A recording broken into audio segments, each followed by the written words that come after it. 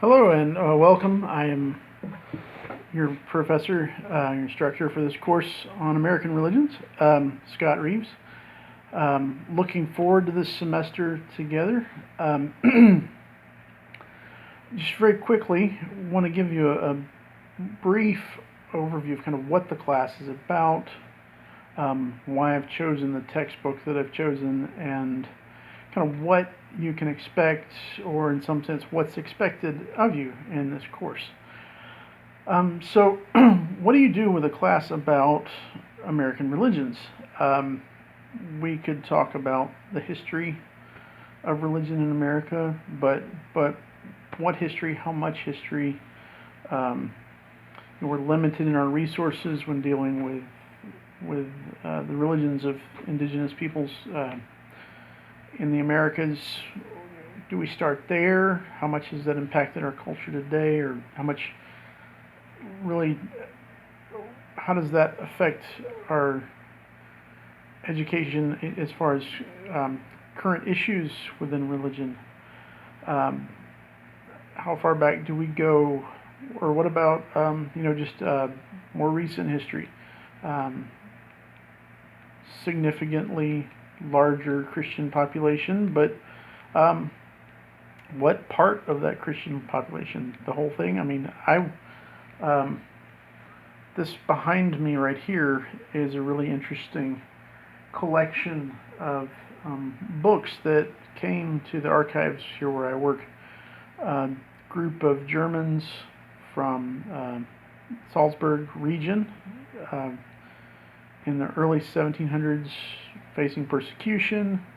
They moved into other German states where Protestants were in control, received aid from the English King George, and traveled here to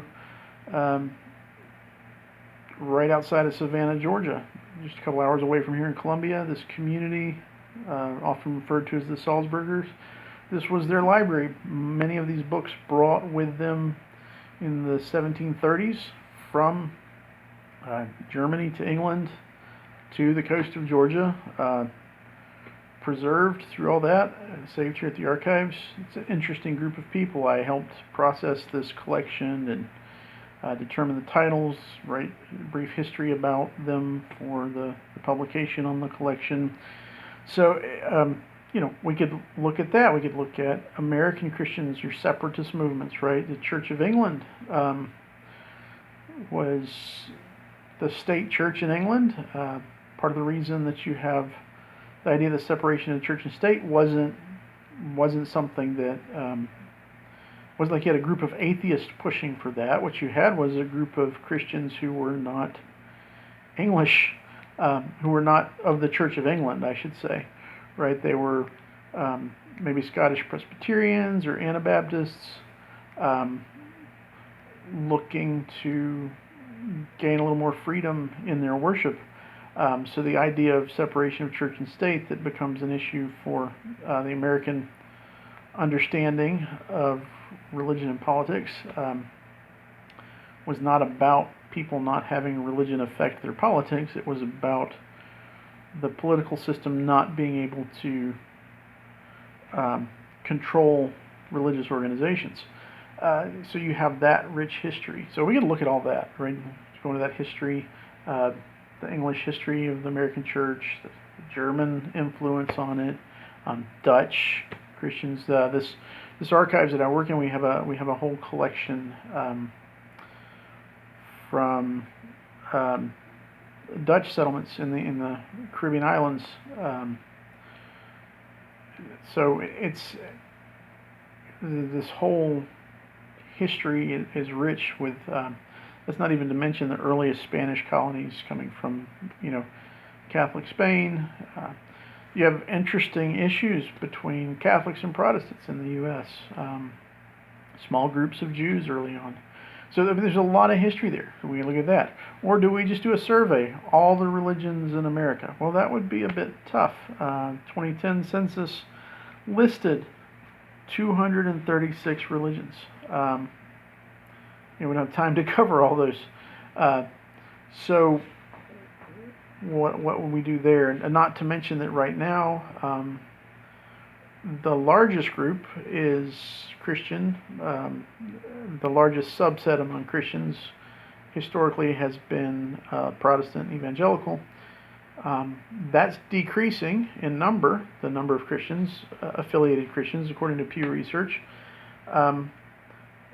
But there's not a huge growth in atheists and agnostics. It's actually a growth in people that claim to be spiritual but not religious, with no specific affiliation, but still do things like pray, go to worship services.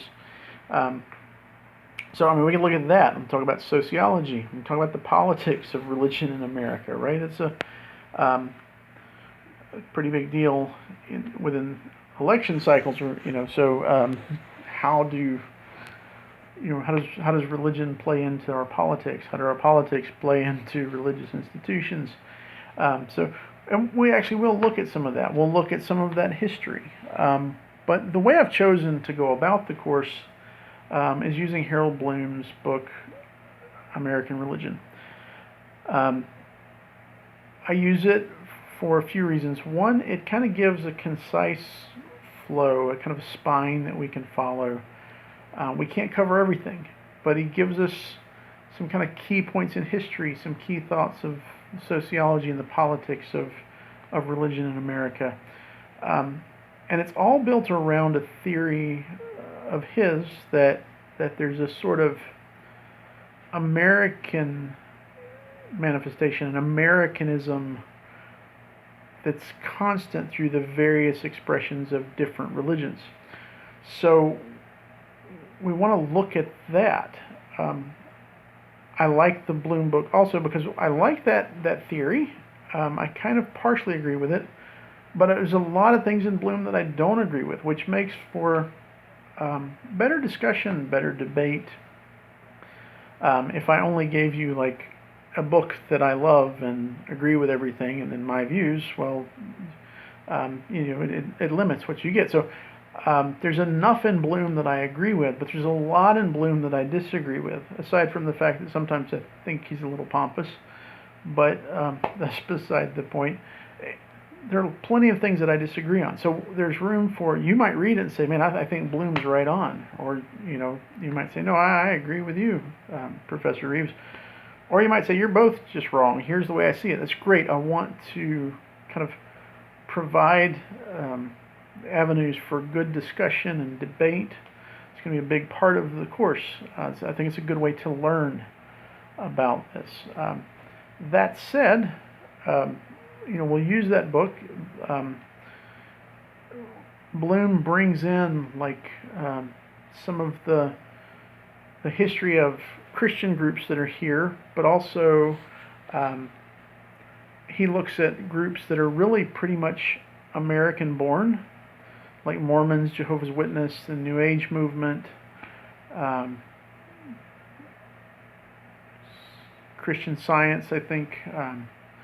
So we'll look at those. We'll have that kind of sense of religions that are born in America, but also religious expressions from historic religions that take a very American flavor and what that means and what that looks like. So we'll discuss those.